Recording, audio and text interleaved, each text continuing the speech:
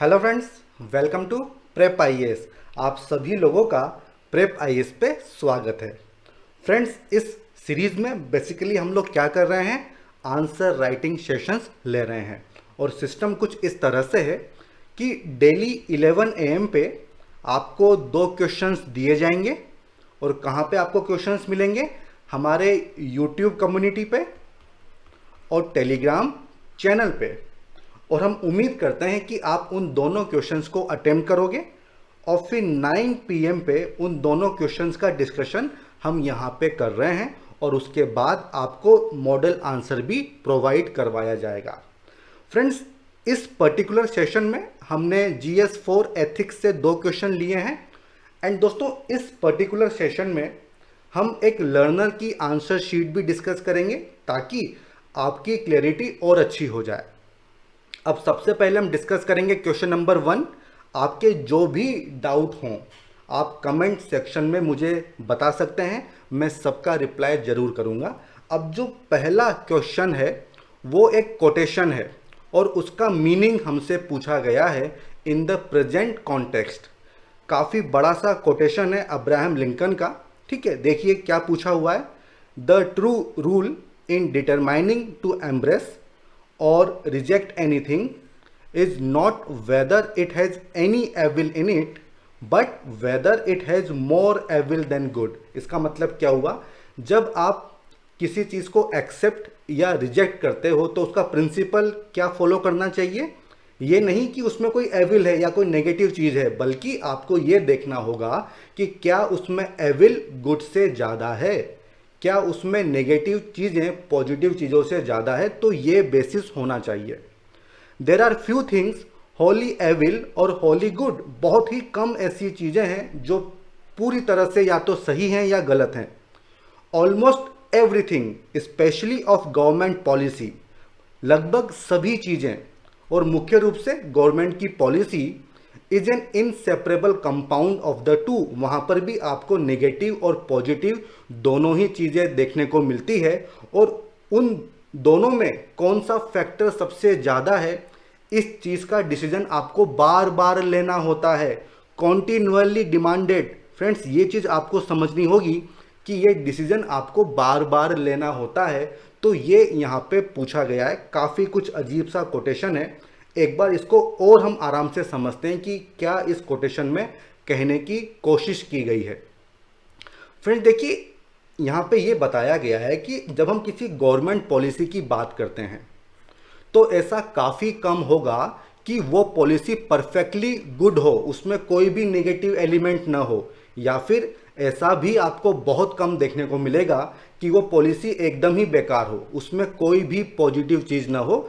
Generally आपको क्या चीज़ देखने को मिलेगी? Good and bad. आपको नेगेटिव एंड पॉजिटिव दोनों ही चीज़ें देखने को मिलती है।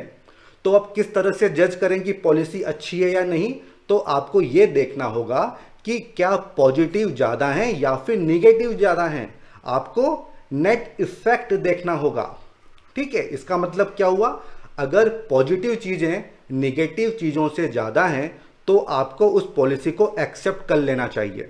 ठीक है, और अगर नेगेटिव चीज़ें पॉजिटिव चीज़ से ज़्यादा है तो आपको उसको रिजेक्ट कर देना चाहिए। लेकिन फ्रेंड्स, कहानी यहीं पे ख़त्म नहीं होती है। आपको इसके आगे भी सोचना होगा जो उस कोटेशन में मेंशन किया हुआ है। एक बार जब आपने ये तय कर लिया कि पॉलिसी आप एक्सेप्ट कर रहे हो, उसके बाद भी आपको उसको कंटिन्यूअसली रिवाइज करना होगा, अपडेट करना होगा। क्योंकि मान लीजिए आज के टाइम के हिसाब से अगर कोई पॉलिसी सही है, उसमें अच्छे एलिमेंट ज़्यादा हैं, तो हो सकता है फ्यूचर में वो पॉलिसी सही ना हो, उसमें नेगेटिव एलिमेंट ज़्यादा आ जाएं। तो इस चीज़ का भी आपको ख्याल रखना है। ठीक है, और आप उसको टाइम टाइम पे आपको रिवाइज करना होगा, अपडेट करना होगा। तो अगर आप इस चीज़ को समझ गए तो ये क्वेश्चन काफ़ी आसान हो जाएगा। ठीक है, तो इसलिए आप कोटेशन को एक बार 2 बार पढ़िए और उसका मतलब समझने की कोशिश आपको करनी होगी। अब हम आते हैं कि किस तरह से अप्रोच करेंगे। सबसे पहले हम इंट्रोड्यूस करेंगे।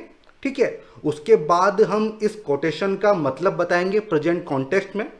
अब दोस्तों, इस तरह के क्वेश्चंस में आपको एग्जाम्पल्स काफ़ी सारे देने होते हैं। ठीक है, जितने अच्छे आपके एग्जाम्पल्स होंगे उतने ही अच्छे आपको मार्क्स मिलेंगे। ठीक है, तो आपको एग्जाम्पल्स देने होंगे और सबसे लास्ट में आपको कंक्लूड करना होगा।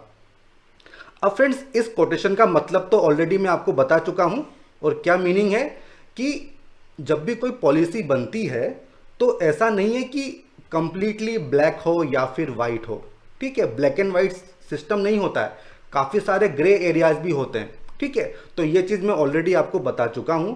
अब हम डिस्कस करते हैं कि इंट्रोड्यूस किस तरह से करोगे।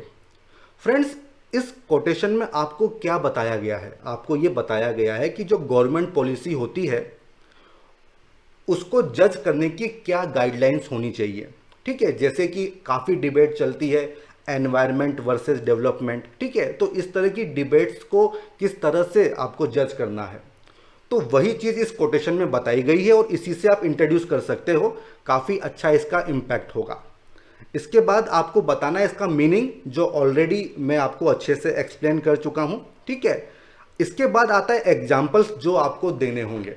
आप काफ़ी सारे एग्जाम्पल्स दे सकते हो, जैसे कि आधार नंबर।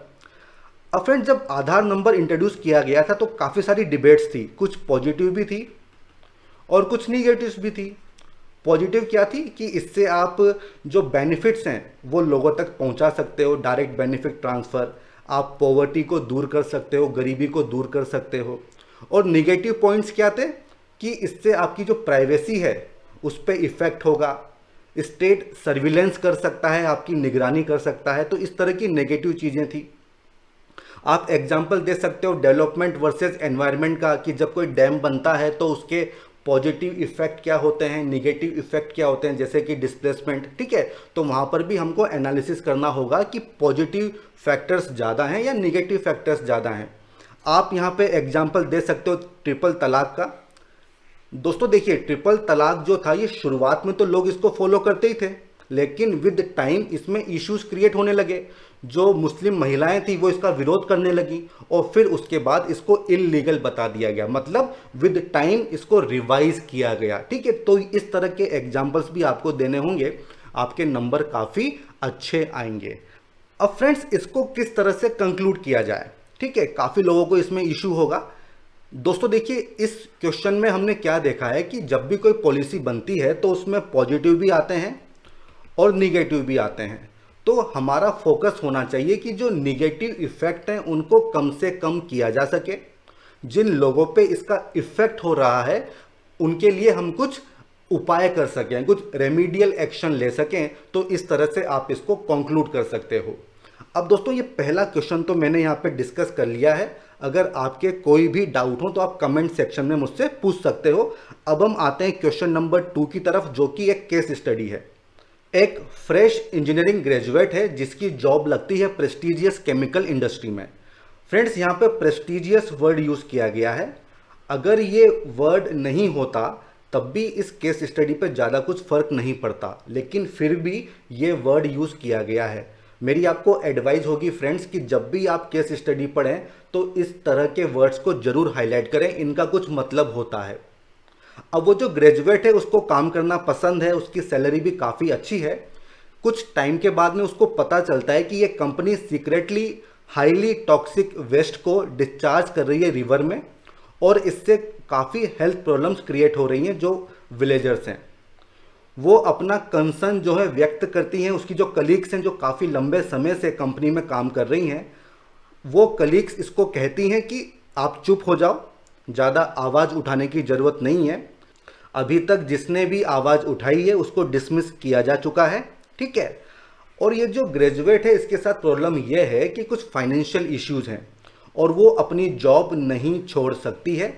तो ये सब इस केस स्टडी में दिया गया है। शुरुआत में तो उसको लगता है कि जब सीनियर्स कह रहे हैं चुप होने को तो क्यों चुप न हुआ जाए। ठीक है, लेकिन उसका कॉन्साइंस, उसकी जो चेतना है वो उसको इस चीज़ के लिए अलाउ नहीं करती है। उसको ऐसा लगता है कि उसको साइलेंट नहीं रहना चाहिए बल्कि लोगों की मदद करनी चाहिए। अब उसको ऐसा लगता है कि आप एक वाइज पर्सन है, आप एक बुद्धिमान व्यक्ति हैं और वो आपके पास आती है एडवाइस के लिए। दोस्तों, आपको ध्यान रखना होगा कि आप एक वाइज पर्सन है, एक बुद्धिमान व्यक्ति हैं, तो जो आपके सॉल्यूशंस होंगे, जो आपकी एडवाइस होंगी, उसमें आपकी बुद्धिमानी दिखनी चाहिए। ठीक है, पहला क्वेश्चन पूछा गया है, what arguments can you advance to show her that keeping quiet is not morally right. आपको कुछ आर्गुमेंट देने होंगे इस चीज पे कि आपको चुप नहीं रहना चाहिए, और दूसरा आप क्या कोर्स ऑफ एक्शन उसको सजेस्ट करेंगे। तो ये दोनों क्वेश्चन यहाँ पे पूछे गए हैं। अब दोस्तों देखिए, इस केस स्टडी में हमको किस तरह से अप्रोच करना चाहिए। सबसे पहले आप इंट्रोड्यूस करेंगे, ठीक है, उसके बाद आप जो दोनों क्वेश्चंस पूछे गए हैं उसके बारे में आप बताएंगे, और सबसे लास्ट में आप कंक्लूड करेंगे। आप चाहें तो स्टेक होल्डर्स वगैरह भी लिख सकते हैं, कोई इशू नहीं है। अब जहां तक इंट्रोडक्शन की बात है तो किस तरह से करें, आप बता सकते हैं कि ये जो केस स्टडी है इसमें एक डिलेमा बताई हुई है, job security versus working for the greatest good. ठीक है, तो इस तरह से आप इस केस स्टडी को स्टार्ट कर सकते हैं, और भी काफ़ी सारे वेज हो सकते हैं जिससे आप इसको स्टार्ट करेंगे। अब अगला आता है फर्स्ट क्वेश्चन जो आपको एड्रेस करना है कि चुप रहना क्यों मोरली राइट नहीं है। फ्रेंड्स, यहाँ पे मोरली वर्ड यूज किया गया है, तो आप कोशिश कीजिएगा कि ज़्यादा से ज़्यादा एथिकल जो टर्म्स हैं वो आप यूज करें। सबसे पहला आर्गुमेंट क्या हो सकता है कि भाई ये इंटीग्रिटी के अगेंस्ट है, ऑब्वियस सी बात है। दूसरा, इससे रिवर पे और उसके चलते एनवायरनमेंट पे और जो विलेजर्स हैं उस पर निगेटिव इम्पैक्ट होगा, और ये जो डैमेज होगा ये इरिवर्सिबल होगा। तो आप सेल्फिश नहीं हो सकते हो, आप केवल खुद के बारे में नहीं सोच सकते हो। देन आपको गांधी जी को याद करना होगा, आप कर सकते हो कॉमर्स विदाउट मोरालिटी, ये एक सिन है, एक पाप है जो गांधी जी ने बताया था, ये भी आप मेंशन कर सकते हो। अब क्योंकि ये जो डिस्चार्ज है ये सीक्रेटली किया जा रहा है, लोगों को पता ही नहीं है और लोग उसको यूज भी कर रहे हैं, तो एटलीस्ट उनको पता तो होना चाहिए कि भाई रिवर में काफ़ी पोल्यूशन है, आपको उसको यूज नहीं करना चाहिए। ठीक है, तो किसी ना किसी को तो आगे आके बताना होगा ना। दूसरी बात, अगर मान लीजिए वो कोई एक्शन नहीं लेती है और इसी जॉब में कंटिन्यू करती है, तो उसकी जो कंसाइंस है वो इसको अलाउ नहीं करेगी, ऐसा केस स्टडी में बताया हुआ है। और जहां तक इशू जॉब सिक्योरिटी का है, तो देखिए वो एक फ्रेशर है, एक रेप्यूटेड कंपनी में काम करती है, तो उसको दूसरी जॉब मिल ही जाएगी। तो इस तरह के आर्गुमेंट आप यहाँ पे लिख सकते हैं कि भाई आपको चुप रहना नहीं चाहिए, आपको आवाज़ उठानी चाहिए। इसके अलावा अगर आप चाहें तो ये कोटेशन भी यहाँ पे यूज कर सकते हैं, the world is a dangerous place not because of those who do evil but because of those who look on and do nothing, Albert Einstein.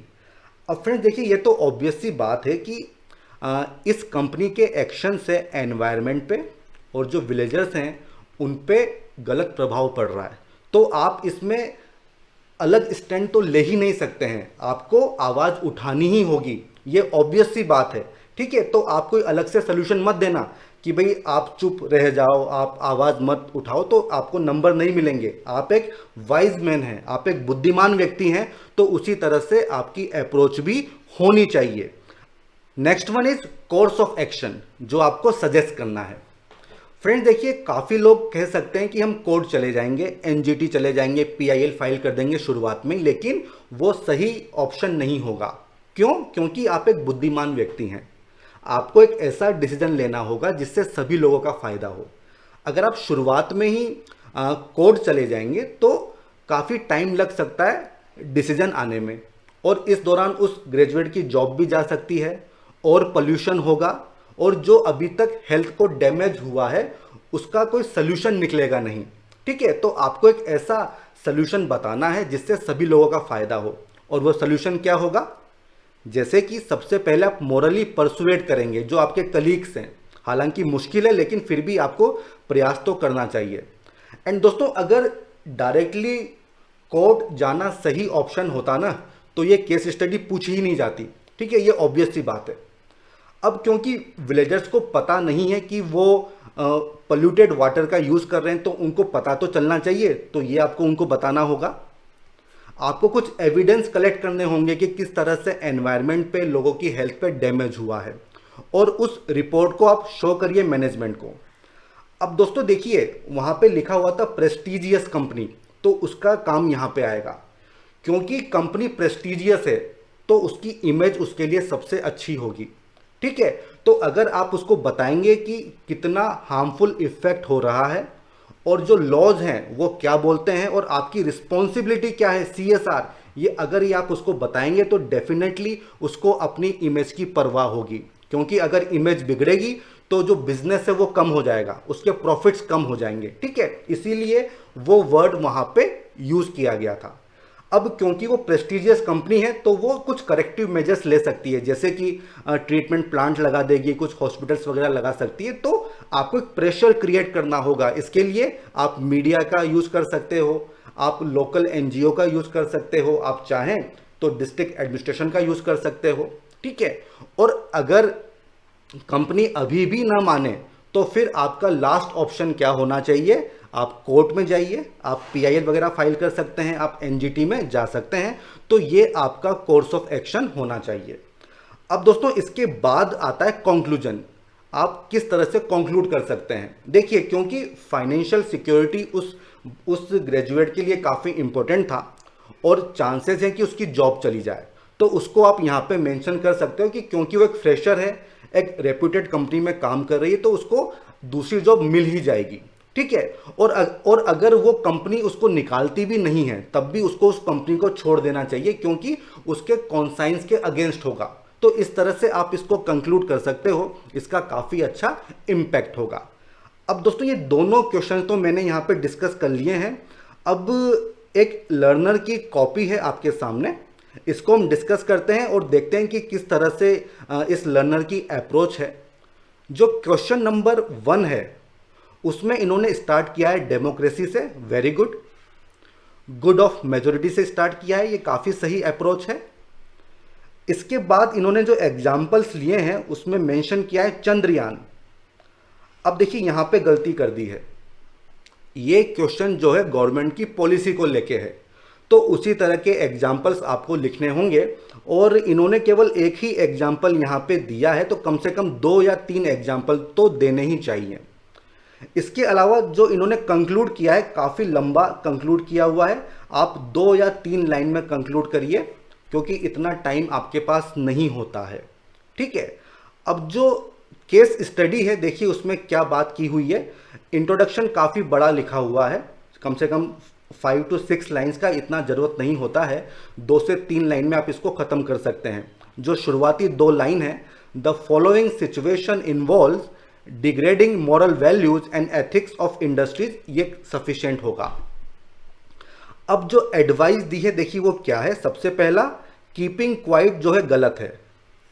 और क्यों गलत है, क्योंकि इससे ह्यूमन लाइफ पे खतरा होगा, सही बात है। सेकंड में भी सेम चीज़ रिपीट हो रही है तो रिपीट ना करें, ठीक है। उसके बाद ह्यूमन एथिक्स की बात की गई है।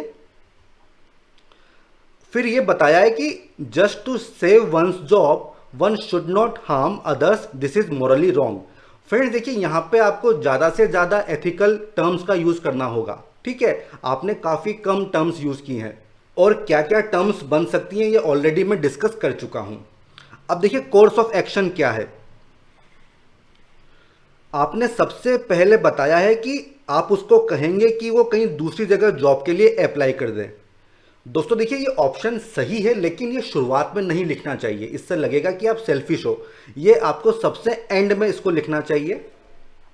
उसके बाद आपने लिखा है कि आप NGT में जाओगे, कंप्लेंट फाइल कर दोगे।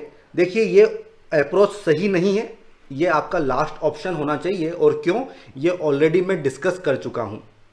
इसके बाद सोशल मीडिया कैंपेन क्रिएट करने की बात की गई है, ये सही है, लेकिन फ्रेंड्स ये जो अप्रोच है इसमें आपको मॉडिफाई करना होगा, और ये मैं ऑलरेडी आपको बता चुका हूं। जब भी आप केस स्टडी पढ़ें तो उसके जो कीवर्ड्स हैं उन पे ध्यान दीजिए, उससे आपको डायरेक्शन मिलेगी।